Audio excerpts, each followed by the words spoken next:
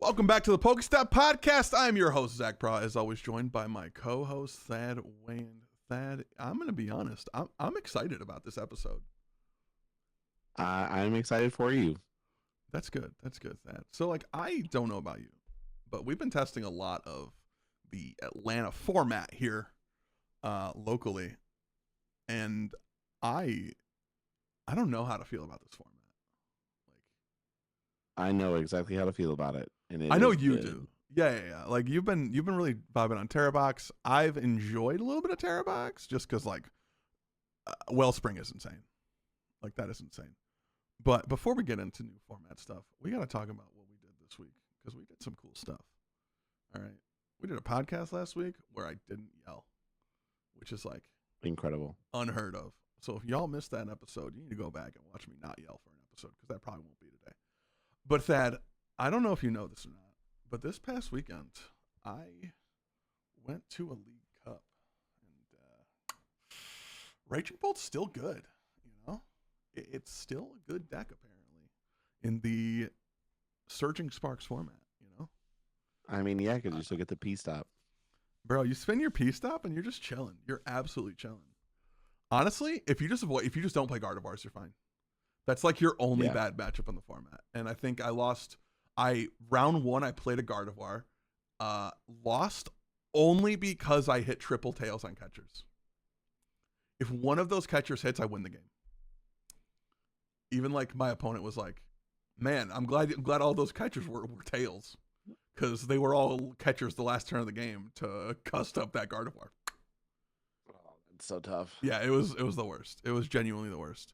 And I did them as I started the turn, before I did any actions. I was just let's just see if we gust. And then I'm like, okay. I literally said I'm probably gonna lose this game, but I'm just gonna see if I can get there. And of course I got there because this deck pre-rotation is absolutely nutty. It's not fair. It's genuinely unfair. And we did our pre-release at our league on Monday this week, and we had max capacity. Crazy. Which I thought was going to happen. You weren't a believer in the sellout pre-release. No, because every pre-release I've ran, we've had no more than 9 people. Yeah, I think one time, I think 4 rounds, enough for 4 rounds of Pokemon at our league is considered a lot, especially in a pre-release world. Yeah, dude, it's so crazy. Yeah, so we had 30 people at our pre-release, which is honestly insane. It was a lot of people. And I'm gonna be honest, a lot of people going to pre-releases now are kind of annoying in the way that they're just honestly they feel like dudes ripping shipping on TikTok and whatnot. I'm gonna be honest. I remember one round I just mentioned to a player who had their hands folded on their in front of them waiting for the round to start. I said, hey, don't forget your prize cards. And he gave me a snarky attitude. And I'm just okay, you can just get a game loss if you want. I'm genuinely just trying to be nice to you. Yeah, and I'm you don't have to play. You can just scoop. And I think also the more I run pre-releases and judge pre-releases, the more I actually like not doing competitive prizing and just doing everyone gets the same. Or maybe a little extra for people who go 3-0. Yeah, that's something I'm not opposed to doing. It makes the people who actually tried to build a deck and actually play the game feel good about having, showed up. Yeah, for sure. Because I think a lot of times too, especially with this pre-release, the Hops Cramorant, Hops Choice Band is not a fair combination in a format where you start with 4 prizes. Yeah, that's it's so dirty. It's absurd. Especially since you can get Hop Snorlax to also bolster damage. For sure. The Hop kit just seemed insane. I went the Hop kit if you pulled a Cram also, because it doesn't come with a Cram. Okay, so I think that's at least fair. They make you have the RNG pack luck. But yeah, it was insane. I had the Lily combo. And I also had I pulled a Cramorant and the Choice Band in my 4 packs in the kit, and I was done. I think that took more prizes than the other cards the other 38 cards in my deck combined. Oh, I'm sure. Yeah, like it was absurd. I won one of my games was a donk with Cramorant, where I literally just started a Cramorant, threw a choice band, and said knockout. And then his next turn, he just like he just like drew and was like, "Yeah, you win." So It was dirty. literally unfair. I didn't get cram donked, which is nice. I did not pull a cram myself. Yeah, I did pull especially 2 of the bands. yeah. Our And I Monday had pre-release. what? I was gonna say our Monday pre-release. I feel like at least 25% of the games were done in the first 60 seconds. Yeah. Like the amount of match 100%. slips I'm grabbing within 2 minutes of the round starting is kind of crazy. I kind of like it. I mean, like, yeah, like from like a judging perspective, like it's great. Like we want to, Let's get this over yeah, with. let's get this going. We're just here to see some new cards. And honestly, I think a lot of people are just doing pre-releases at this point because this is the cheapest way I will get packs. Like a pre-release is 1000%, essentially yeah. like $6 to $7 a pack, which is so much less than it will be any other place. Well, if you take like the packs we give out for pricing too, like into consideration, like that's 7 packs for $25. For sure. I mean, whatever the math is on that, it's definitely not $6. Yeah. That's closer to like the $4 mark, right? Yeah, so if you if we assume $25 for a pre-release kit, which I think is fair. I think it's usually like 25 to 30. Yeah, most stores in our area were 30. We were 25. Okay. So assuming 28 just for an even number. You get what, 7 packs? You get the 4 and then assume 3 just as like a median number. Yeah, that's $4 a pack. Plus whatever you pull out of the pre-constructed 40 cards. Yeah. Yeah, absolutely. You do get some staples in there. I mean, some of them had Buddy Buddies, some of them had sure. Vessel, some of them had Arvin. So like, yeah, that was crazy. I think I had a Vessel and an Arvin in mine, and I was like, okay, we'll take that. Yeah, I'm like, sure, I could use more Arvin and Vessels. Yeah, I mean, they're cards that will always be good. Yeah, like their entire existence in Standard, these will be very cards in the format at all times. Like they're just too good to not be good.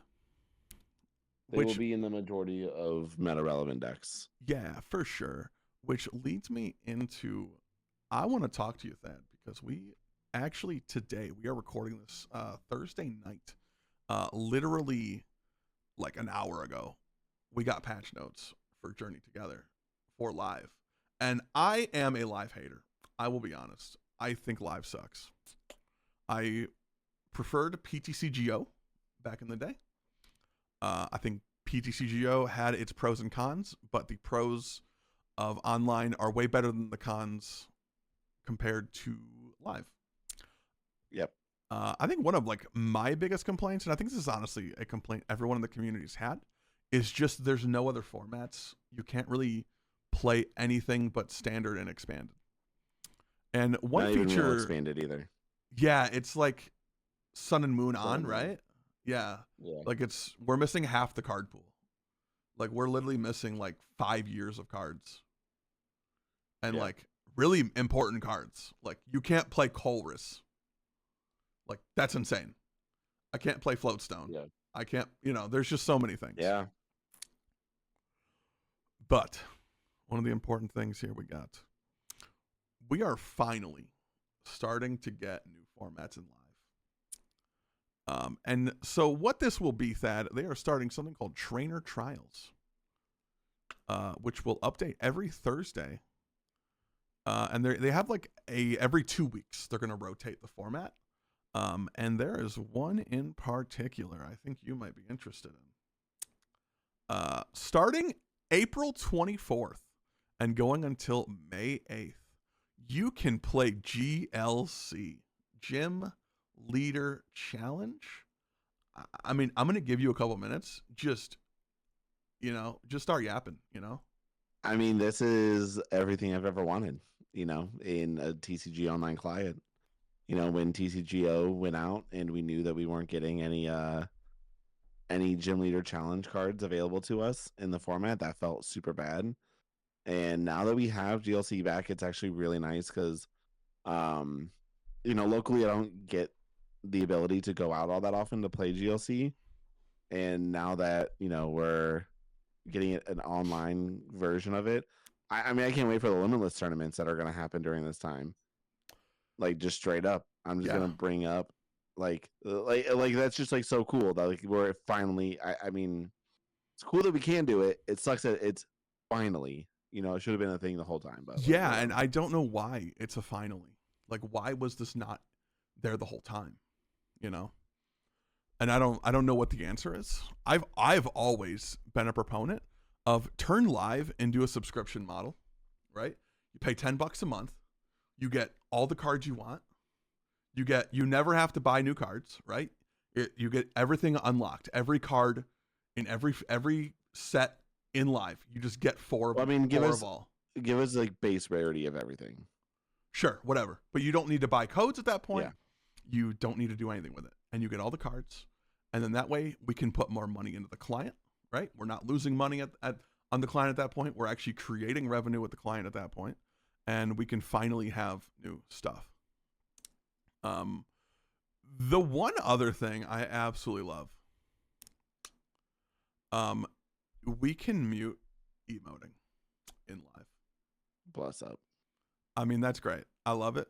I am such a huge fan. I thought that came out though already. I believe that did.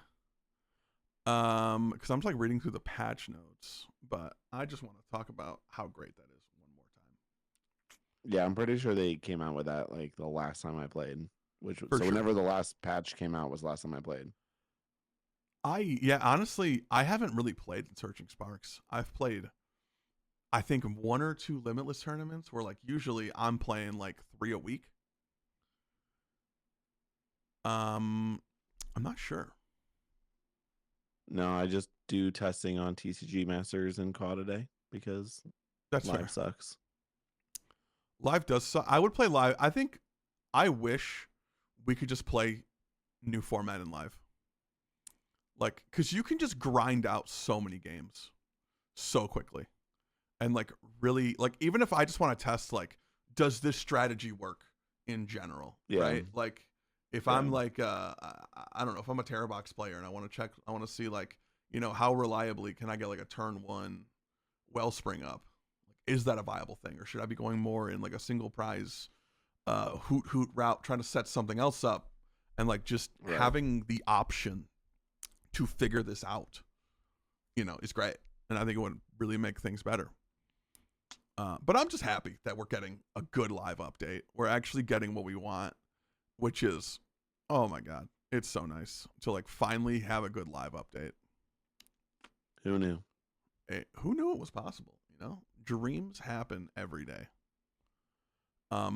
Speaking of dreams, Thad, all right, I have been dreaming of a world where Pokemon allocation makes sense for the players. I think that will never happen, Zach. Listen, Thad, let me dream. All right. Why do you gotta throw hot water on my dream?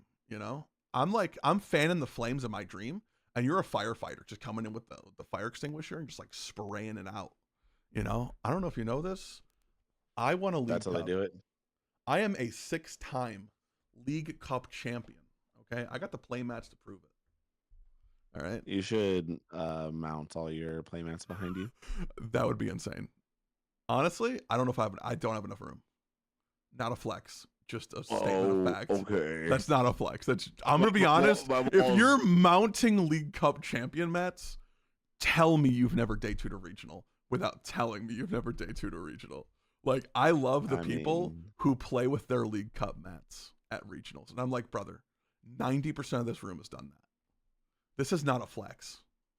Unless it's like, I got this mat, or like, I'm like, let's just say like you're a huge Pikachu head and you won the Pikachu League Cup mat. I could see doing that. You know what I mean? Sure. I could see doing something Makes like sense. that. Yeah. Like, I know people who do that. Like, they play with that mat because it's like, or it was like their first one. And it's like from like, it's like their favorite era. Pokemon. Yeah. Stuff like that. I think that's great. But yeah, like honestly, if I'm mounting playmats on the wall that don't have a regional logo and champion on the bottom, we lost the plot. I'm gonna be honest. I'm gonna be straight up with you. But that I think it would be really, really fun to let's say we are in charge of allocation for the sets. We are Big Pika, and we get to decide how stores get allocated. Now, I have a very specific way I would want to do this. I think it'd be great. Yeah. I mean, say your piece because I'm pretty sure I'm going to agree with it. Yeah, for sure. So I think what would be great is assuming, and I want to preface this by saying Pokemon should just print more cards. Like, I don't want to hear the argument of, well, we've printed more cards in the last year than we have ever before. I don't care. You're also making more money than you ever have before. So like, I don't know, invest in your own infrastructure. You made $100 million on Pocket. We can throw $1 million of that into some printers, you know? And that was like in a month. That was like it's insane. Like you should be cranking it. Like there's no reason we should ever have a shortage of Pokemon cards. Like I will never understand any kind of real argument for that isn't just making excuses for Pokemon. Yeah. Objectively. But if we are to assume that allocation, the amount of available cards and packs and boxes and product remains the same, I think we should do a tiered system. I think this would be great. You do like a tier 1, a tier 2, and a tier 3. So like tier 1, these are like your stores that are doing really good with their leagues. And I don't mean like, I don't think it would be fair to do like the number of players at a league. I'm thinking more like how often they're reporting. Right? Are you a league that's reporting like every week, every month? You're never missing your reporting deadlines. You're in good standing with Pokemon. You're doing your challenges every month. You're getting your cups. You're doing your pre-releases. You know, you're doing everything you're supposed to do as a league. I think that should put you in the tier 1 category where you get first priority. Right? Like we're gonna set like 2/3 of all the product aside. And you guys will get that allocation first. We're going to reward you for being good leagues, for being good stewards of this game, for growing this game at your local shops, doing your local leagues, you know, rewarding people for doing the things the right way. I think tier 2 would be more of those like other leagues that maybe aren't as like serious about the game, if that's the right way to say it. Just like more like your casual leagues. There's not necessarily a league leader there every single week. It's more just like, we're going to hang out and just chill. I think they should still get they're still trying, right? They're doing something.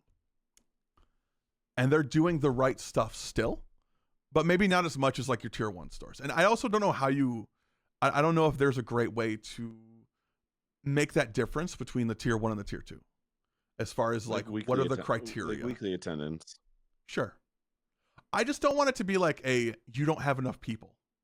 Because I think if you make it a number, like you need to have X players a week, unless that number's like 4 or like it's a super low attainable number, I think then that allows too much room for people to make shit up. To be honest. No, I think the good solution to this is like you submit like what your max capacity for your store is. Mm-hmm. And if you hit max capacity for things, then you get rated higher in your tier. Sure. And that's how you move up tiers. Yeah.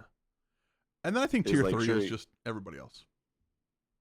Yeah. Your Thad's sports cards. I'm going to be honest. I don't care. You are not doing anything. You are only selling this product because you know it will make you money. You have no interest in the game. And that's fine. If that's not your business model, it's not your business model. But I'm not going to reward you for that. Yeah, for sure. Just, you know, the Walmarts, the Targets, the sports card shops, the whatever the case may be. Yeah. And I think that would alleviate a lot of the problems we have, because that would incentivize stores to run leagues regularly and to grow their scene, because they're going to get more allocation. They're going to make more money. Maybe they'll have more money to buy singles, to open packs for their singles. I think also stores not opening singles, not having singles is insane. Like these stores that are just crazy. I don't want to have singles because it costs too much. I didn't know you hated money. My bad. I was Yeah. unfamiliar with your game. You buy at 50 or 40% and you sell at 100, so your margins are always 50 to 60%. Yeah, I don't understand that. Like, I don't understand how that's not just printing money, right? Like, when earthen vessels were like $3 or $4 a piece, like, who wasn't going through their bulk and being like, I have 47 earthen vessels? We're eating steak tonight. I'm gonna go sell my vessels. I can part ways with one of these. Yeah, for sure. Yeah, absolutely. Like, if you're not doing that, and like also like I think stores that aren't like going through and like checking the value on things and like being aware of market changes and being like, oh, this random trainer from Shining Legends is now all of a sudden worth $5. Let me go through my Shining Legends bulk and see if I have any. I mean, the Roserade, right, from what, Dragons Exalted? Yeah, I mean, even just like it's a $25 uncommon card. Yeah, I mean, there's so many like cards in like the GLC format that like are only expensive because of GLC, like Guz Mahala, like that card. I mean, I remember when I started like building GLC decks, I remember I pulled like 10 Guz Mahalas and I sent them to you, and you were just like, "That's like $100," and like it is absolutely insane. Shit gets expensive. Yeah, for sure. Yeah, like there's a lot of cards like that. I feel like the Guzzlord with the Red Banquet attack. Like there's just a lot of cards in like GLC that are not cards that were not expensive in their time in standard, but since then have become very expensive and very, very much chase cards in the format. Yeah, I mean, if you think about even some cards holding their value over time, things like Bridget, right? Like Bridget's still it's like a $6 or $8 card. It was never that much either. Cheap. Yeah, I think when that card wasn't, because that card like came out like as I started playing, I remember I bought 10 of them for like $2. Like it was very much, but it was an expensive card. But it was a staple, you know. Yeah, for sure. Yeah. They're definitely cards that have held their value. Yeah, like it's great. I mean, cards like Battle Compressor, Versus Seeker. You know, I mean, there's just so many cards that have just held their value and even gone up. I mean, it's crazy. And then even if we start talking about like the full arts and the secret rares and things like that, like it gets really crazy. I mean, there's like remember the Cynthia from Hidden Fates? There's like, it's like Cynthia with like a Garchomp in the back. That's like $200. It might have been from Shiny Vault. Yeah, I think it's Shiny Vault. But yeah, that card's insane. Yeah, that like any Cynthia card's insane. Any Lily card is insane. Yeah, for sure. Lily isn't really played in GLC though. It's just because of the weirdos I would on the think internet. That's a whole different episode. That's on the Patreon. It doesn't exist yet, but it's fine. Yeah. No. Yeah. But I mean, like going back to your point though, like I think Pokemon should, give preferential treatment to stores that do their best to run active leagues and get participants, whether it's 9 people on average or whether it's one of the bigger stores in the area getting like 20 people a week. I think all those shops should get preferential treatment, which will help lower costs for players. Yeah. But to be fair, if you're a player and you're not buying singles, you're kind of missing the point anyway. You're an idiot if you're a player and not buying singles. I'm going to be honest. I don't buy sealed unless I'm putting it on YouTube. Like, yeah, I can't tell you the last time I really casually bought sealed. Yeah, like I think I'll buy an ETB just because that scratches the pack dopamine. Like it hits what you want it to hit, kind of thing. Yeah. Yeah, but I think other than that, like I don't know. Yeah, I mean, I'll grab like a stray, I'll grab like a stray 3-pack blister somewhere and call it a day. Yeah, for sure. I think also another aspect of this, how we could like fix the sealed issue and like just card allocation for players too, is like giving your locals preferential treatment, right? Like if you're a store and like, okay, Zach and Thad come every week. They're always here, and I go, and like they come up to the store for a local league on like a Tuesday night. Why would I not go? Hey, so next week we're doing our pre-release. You guys are locals. You guys are regular attendees. Like you guys, and make some kind of a VIP program within each store at like a at a grassroots level for the stores. Be like, you are a regular attendee of this league. You are, you spend money here. We enjoy you coming to the store and you support the store. Would you want to sign up for that now? Like we can save you a spot. Yeah, but I mean that's so like store based. Like it's so like like Pokemon would never do anything to like. Oh no! I'm not saying from like the Pokemon level. I'm just saying what stores could do to also help the players. Oh yeah, I mean like, some stores do. Some stores are really cool like that. Some stores are just about making that money, and I get it. Like sure, it's someone's livelihood that's on the line. For sure. Yeah, and it's like it's a pre-release. Like especially now, like they're gonna sell out. So like, which is crazy. If you save like 10% of your spots for locals, how much is that really hurting your bottom line? You know what I mean? Functionally, not at all. Yeah, and it's like also like, I feel like the counter argument could be like, well, what if they don't show up? Then you don't do it again. Like what? Well, then that person, then like obviously the next time that person comes around, you just don't give them that treatment. Yeah, they've lost that. You no longer get this treatment. Yeah, 100%. I just think it would be nice. I think the players who are regularly attending leagues, because I think also this season, I think one of the biggest problems this season I've noticed is the lack of league attendance, mainly because I think the Worlds format, the qualification format, does not provide a benefit for people who are going to locals, like with the 4 cup 4 challenge finish. Like if you're a player grinding, I mean, I remember I had mine before Thanksgiving. Like we're a quarter of the way through the season and I'm already done. Like I feel like that kid who like did their homework before class let out. You know what I mean? You basically are. Yeah, like, and at that point, I was literally just going to Pokemon, just to play the game. Like, people were asking me, like, why are you coming to this? And I'm like, I'm bored. Like, I would go to Cups, and people would be like, why are you here? And I'm like, I genuinely have nothing better to do today. Like, I mean, you take it where you can. That's where we were. Yeah, and I'm like, I've won 6 cups. I don't need to win more cups, but I will continue to be the Grinch of Ohio Pokemon. The Ohio Grinch.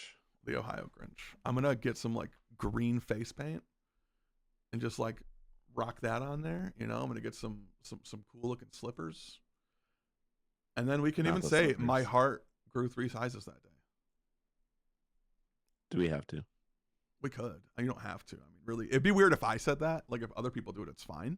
But if I'm like, hey, my heart grew 3 sizes, that would probably just be really weird. Yeah, don't forget to catch us around Christmas time where we dress up Zach as the Grinch. Welcome to that podcast. You're gonna dress up as a Delibird, and I'm the Grinch. I'm gonna dress up as Cindy Lou Who. Oh my God, Jesus! That I don't. We're gonna need to make a Patreon or maybe another website. Who knows? The only stops. Oh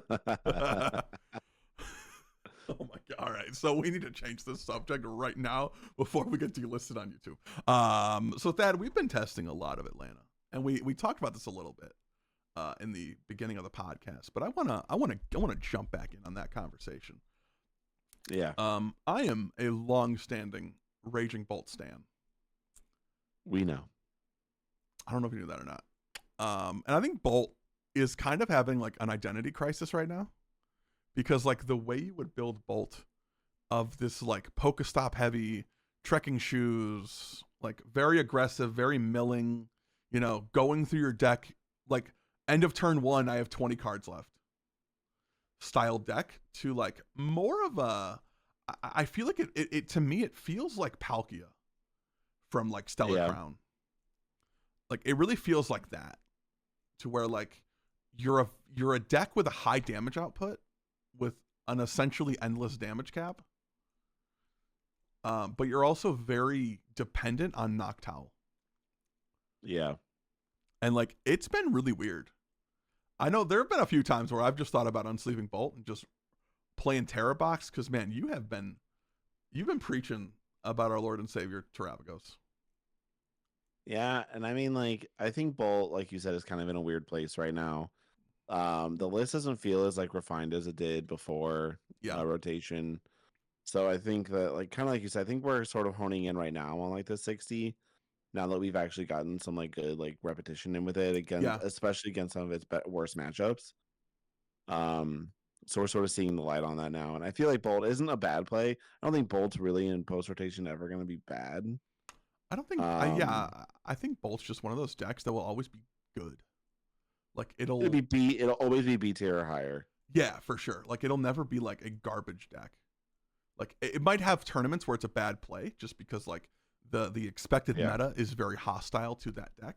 Yeah, but I think it will always be a decent play. Like it'll always be on the graphic. And I think it'll always be on the first graphic, like the top 6 decks. Oh, yeah. I mean, I think it's a pretty rare occurrence if it's like on like the best of the rest of the best or whatever it's called. Yeah, and I mean, like, I think that Bolt is, I think it's going to be in a fine spot. I would say, for me, the only thing that puts me off is, like, the early game. I just want to be aggressive early, and that's why I'm on Terra Box right now, just trying to discover my 60 for it. Not that I know any better than, like, Tord. Sure. I definitely don't, but I want to find a way to make the deck a little bit dumber so that somebody like me can't really fuck it up. Sure. So, like, I think that's, like, finding the balance in that. Then getting the reps in, trying to find what its bad matchups are, where I can find good matchups, so on and so forth. Yeah, for sure. Outside of that, like, I've been playing everything, just running it into everybody, like running. I've been sort of like the guinea pig where I have the decks. So I'm just playing, I mean, like, you roll literally... up to the shop to test, and you just whip out 12 deck boxes. Yeah, no, straight up. Objectively, like you have, like I don't build out other things because you just have everything built. Yeah. I'm just like, hey, do we need X deck? He's like, I got it. Yeah, and it's so, like, I'm just like, okay, cool. Works I was running games against Guardy with Bolt, with Terrabox, with Walls. So I've played a little bit of a mixed match of everything. Yeah. So since you've been like you've had a handful of games with just about the entire format. What are your like top? Give me like 2 or 3 decks that aren't Dragapult, Bolt, or Terrabox that you are like surprised are like testing well, or at least feel good. Guardy feels really good, which is not something I thought I would have to say. For sure. There's actually like a few lists that I found. I've been like doing a little bit of testing with, and I was talking to our friend about that played Moonlit Hill. And I think that's actually kind of an insane card right now, especially if you can't get down like double monkey. If you can only get down 1, being able to heal off a Gardevoir and like attack, like almost nothing is hitting 310 right now, unless it's Bolt. And like Guardy is such a good, and Guardy can be really good in that now that you have the Lily's Clefairy, which makes Guardy hit for KO. Yeah, it's kind of insane that like that deck is. I think it's going to be really weird to play in that deck because it also is a deck that I think now needs more EXs to function. Like you need the Pheasantipides, Clefairies. Yeah. So Mew. I think that Mew. So I think that lends the deck to being more susceptible to getting hit, but also like it's kind of crazy. This is a deck that has like had to reinvent itself, similar to Bolt. Just where like a lot of its draw engine is gone. Like the Curlier rotates, so that's really rough for you. And it's kind of weird that like this deck is having to like really reinvent itself, and I think kind of doing it under the radar. Whereas like Bolt feels like, I feel like everyone's talking about Bolt, right? Like I feel like Twitter every week, I feel like there's like a new deck that everyone's talking about, and like this week it's felt like Bolt. The week before it was Terrabox. And I'm just curious if that ever becomes Guardy, in a pre-Atlanta regionals format, or world, I guess. Hard to say, but it feels good. Sure. Another deck that I think is super underrated right now is like the Flareon box. Mm-hmm. Don't know if you saw much of this, but it is a I've heard about deck. it. I've looked into it. I don't think Bolt can ever beat that deck. No, dude, it's Like, the it's deck just is so actually kind rough. of busted because it's a 280, it's 280 HP on a stage 1 Fire type. that is a fire type. Yeah. That hits weakness into your teal masks, and you just kind of say, you know what? And it accelerates energy with the second attack, or with the first attack. Mm-hmm. And you're playing the crystal, so it's just a single energy attack. Because it's a 2 energy cost. The crystal takes care of the 1. So like honestly, you can set up your entire board turn 2 and not even really think twice about it. Yeah. And you can even actually do it first. You can do it going second on your first turn. Because the EV can super evolution. For sure. So you can you can like do so many busted things. Like you can boss like a boss teal mask, like evolve crystal, go, and like you're already 2 prizes ahead, and the game's not even really started. Yeah, for sure. Yeah, I think it is a deck that is really good at punishing bolts, and like maybe Terrabox a little bit as well, just because like they kind of rely on the teal masks as well. You know what deck I'm honestly really surprised is not testing better is Walls. I just don't know how that deck is good. I can see the merit to it. If you get the right matchup and you can set up, you just win. Like your opponent just has to scoop, right? Like if you just get 2 melodic into play against Dragapult, you just win. You don't even need to announce an attack. Like you can just literally just take 3 turns to charge it up and then just start swinging for like 2 hit KOs. Yeah. And you just don't care because the Dragapult's never hitting you. And you're like, whatever, dude. I'm just thinking like Bolt and like Terrabox. If they run like Crispin with Cornerstone, like, and especially if like Terrabox is running the fighting energy, which I think I've seen a lot on Twitter, are like starting to come to that realization as I think people are testing that matchup more, because I think on paper it's like your worst matchup of like decks that you expect to be a high meta share, and I just feel like they just collapse to a Cornerstone. Because like even if like they play their own Cornerstone and they like swing into your Cornerstone with their Cornerstone, you just retreat the Cornerstone, knock it out with like Terrapagos. Like just unified beatdown, 2 prizes. They swing into the Terrapagos. Retreat. Cornerstone. Like, I just don't know if I see the win con there. I don't think there really is. I think that they just kind of struggle, which is and even for like Bolt decks, you just retreat into Bolt. Like, I think we're just like GG, go next.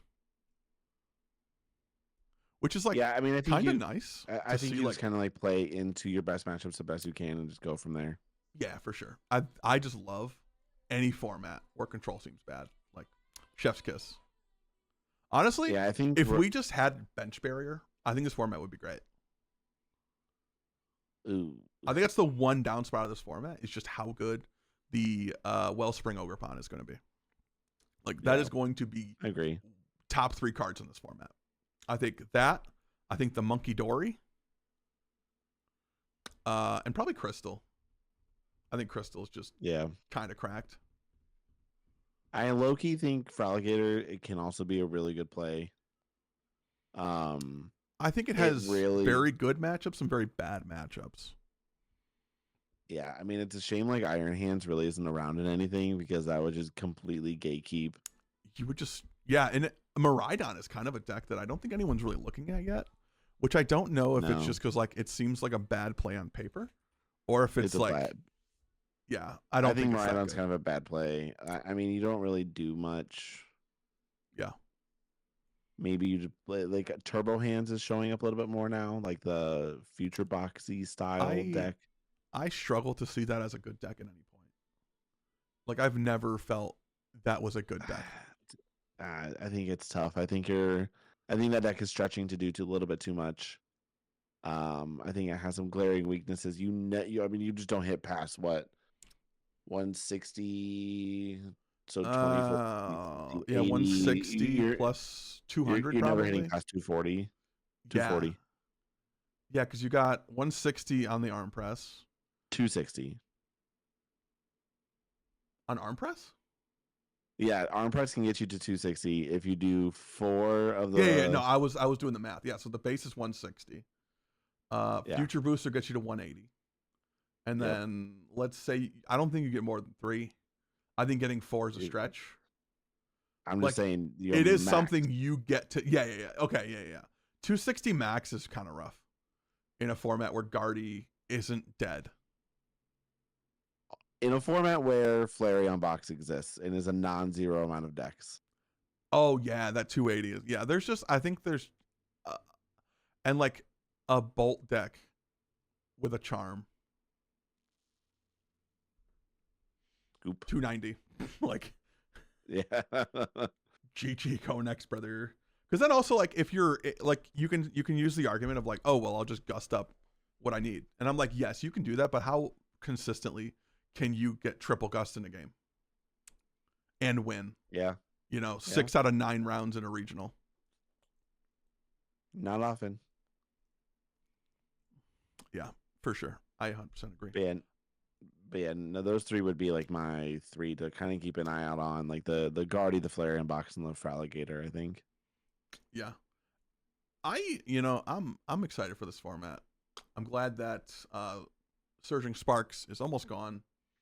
We have a little less than a week until we get to play Journey together. We get to actually see the new format, really start grinding live games, which I'm really excited about because I think for me, I just need to like play a ton of like the new format because like it's Masters can only do so much for me. I feel like,